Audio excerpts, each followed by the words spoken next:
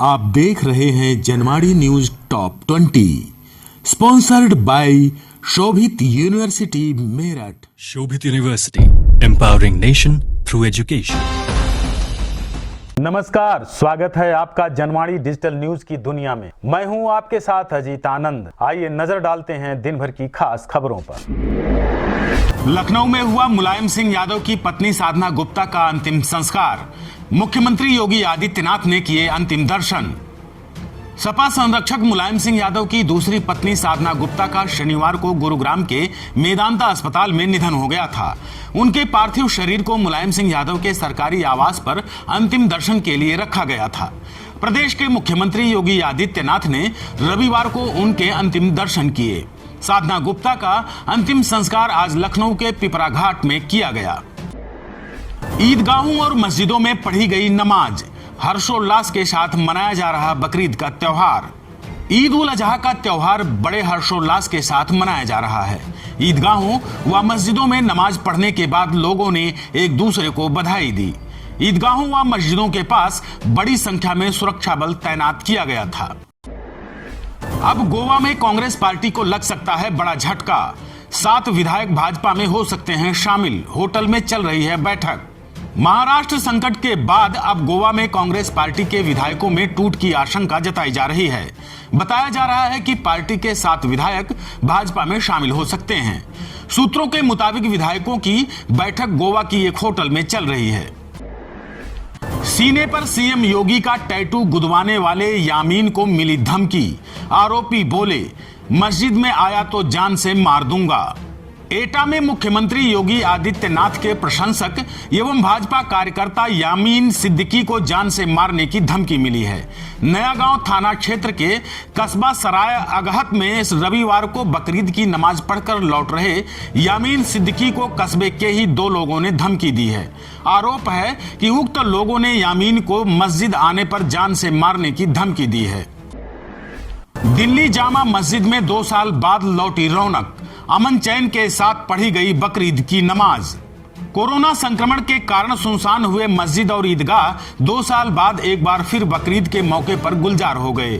बकरीद की रौनक दिल्ली की जामा मस्जिद में देखते ही बन रही है। जज्बाए कुर्बानी का त्योहार ईद उल अजहा पर रविवार को जामा मस्जिद में पूरी अकीदत के साथ नमाज अदा की गई। कांग्रेस पार्टी छोड़ेंगे हरियाणा के कुलदीप बिश्नोई। अमित शाह जेपी नड्डा से मुलाकात के बाद की तारीफ।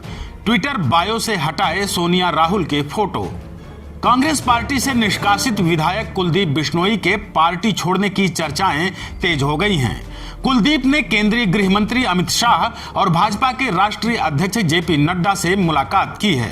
इसके बाद उन्होंने दोनों नेताओं की शान में कसीदे पढ़े।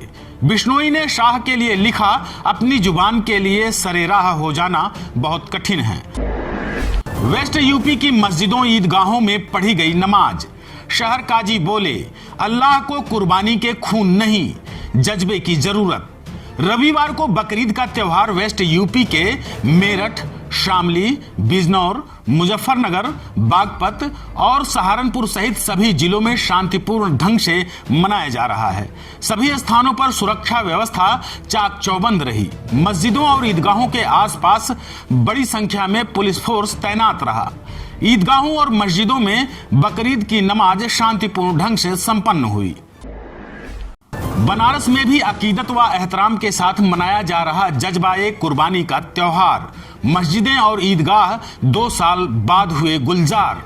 जज्बाए कुर्बानी का त्योहार ईद उल अजहा पर रविवार को वाराणसी समेत पूर्वांचल के ईदगाहों और मस्जिदों में पूरी अकीदत के साथ नमाज अदा की गई।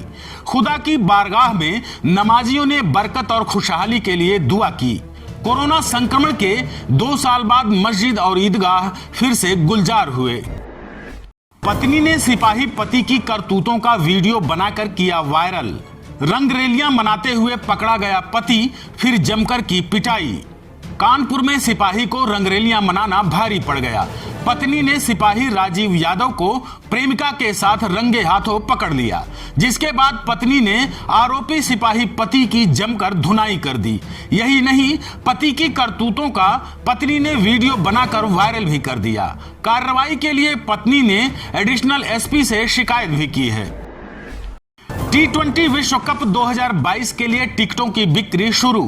चंद मिनट में बिक गए भारत पाकिस्तान मैच के सभी टिकट।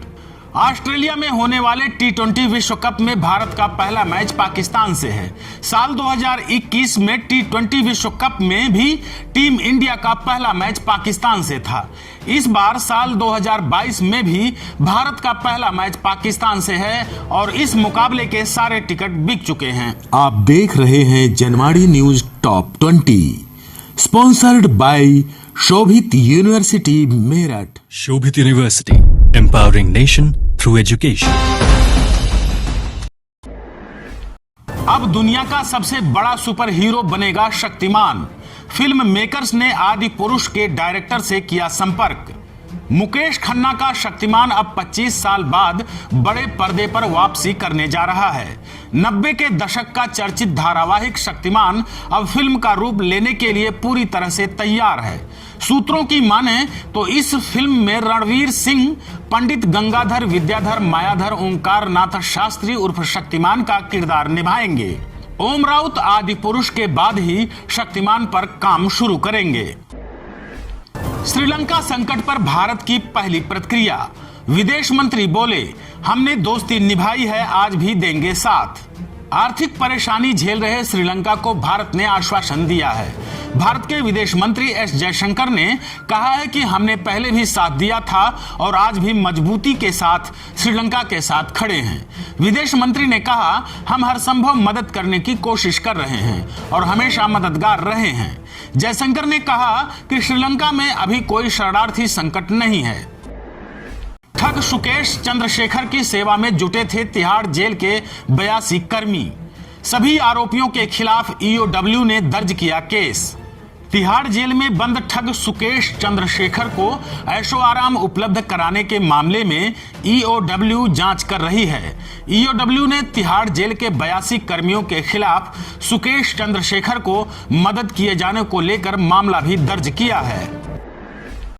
रुद्रप्रयाग में लगातार बारिश से अलकनंदा नदी उफान पर, बह रही खतरे के निशान के करीब, जारी किया गया अलर्ट। उत्तराखंड के रुद्रप्रयाग जिले में लगातार हो रही बारिश से अलकनंदा नदी का विकराल रूप दिखाई देने लगा है। लगातार बढ़ते जलस्तर के कारण अलकनंदा नदी खतरे के निशान के करीब पहुंच गई है। आपदा प्रबंधन विभाग की ओर से अलर्ट जारी किया गया है। अयोध्या में एक के बाद एक धमाके से इलाके में दहशत। जेसीबी मशीन से खुदाई कर खोज रहे विस्फोटक। अयोध्या जिले के इनायत नगर थाना क्षेत्र के सेमरा गांव में दहशत का माहौल है। पुलिस चौकी से बमुश्किल 500 मीटर की दूरी पर हुए एक के बाद एक धमाके से लोग डरे हुए हैं। पुलिस अलग अलग स्थानों पर जेसीबी मशीन से खोदकर विस्फोटक तलाश रही है। इस बीच विस्फोटक हुए घर से 4 लैपटॉप की बरामदगी से क्षेत्र में अफवाहों का बाजार गर्म है। घटना की राष्ट्रीय एजेंसी से जांच की मांग भी की जा रही है। देश भर में मनाया जा रहा है ईद उल अजहा का त्योहार। ताजमहल से लेकर जामा मस्जिद में दिखी भाईचारे की तस्वीर। देश भर में आज पूरे धूमधाम से बकरीद का त्योहार मनाया जा रहा है। मुस्लिम धर्म के लोगों के लिए बकरीद का त्योहार काफी खास और महत्वपूर्ण माना जाता है। बकरीद के त्योहार को ईद उल अजहा या कुर्बानी का त्योहार भी कहा जाता है। खुशखबरी, 1500 रुपए सस्ता हुआ सोना। चांदी भी फिसल कर पहुंची 56,000 के करीब। सोने और चांदी की कीमतों में इस हफ्ते बड़ी गिरावट देखने को मिली है। पूरे हफ्ते के कारोबार के बाद गोल्ड की कीमतों में 1500 रुपए की गिरावट आई है। वहीं मार्केट एक्सपर्ट का कहना है कि आने वाले दिनों में गोल्ड की कीमतों में भारी तेजी देखने को मिल सकती है। व्हाइट ड्रेस में करिश्मा तन्ना ने बढ़ाया इंटरनेट का तापमान। फैंस बोले, बिल्कुल अप्सरा लग रही हैं करिश्मा। छोटे पर्दे की मशहूर अदाकारा करिश्मा तन्ना अपनी दमदार अदाकारी के दम पर फिल्मी जगत में भी अलग मुकाम बनाया है। इस बीच करिश्मा तन्ना की कुछ लेटेस्ट फोटो सोशल मीडिया पर सामने आई हैं। फोटो देखकर फैंस करिश्मा तन्ना के दीवाने हो रहे हैं। अमरनाथ हादसे में लापता हुए 40 लोगों की तलाश में जुटी सेना। एक बार फिर इलाके में शुरू हो गई है बारिश। 2 दिन पहले अमरनाथ गुफा के पास अचानक बादल फटने से 16 लोगों की मौत हो गई थी। इस घटना के बाद अमरनाथ यात्रा फिलहाल रोक दी गई है। रविवार को एक बार फिर इस इलाके में बारिश शुरू हो गई है। वहीं सेना की तरफ से लापता 40 लोगों की तलाश में अभियान चलाया जा रहा है। नहीं कम हो रही है कोरोना की रफ्तार। फिर सामने आए 18,000 से ज्यादा केस, 42 लोगों की हुई मौत। देश में कोरोना महामारी थमने का नाम नहीं ले रही है। पिछले 24 घंटे में कोरोना के 18,257 मामले दर्ज हुए हैं। वहीं इस दौरान 42 लोगों की मौत भी हुई है। आप देख रहे हैं Janwadi news top 20, sponsored by Shobhit university Meerut. Shobhit University, empowering nation through education.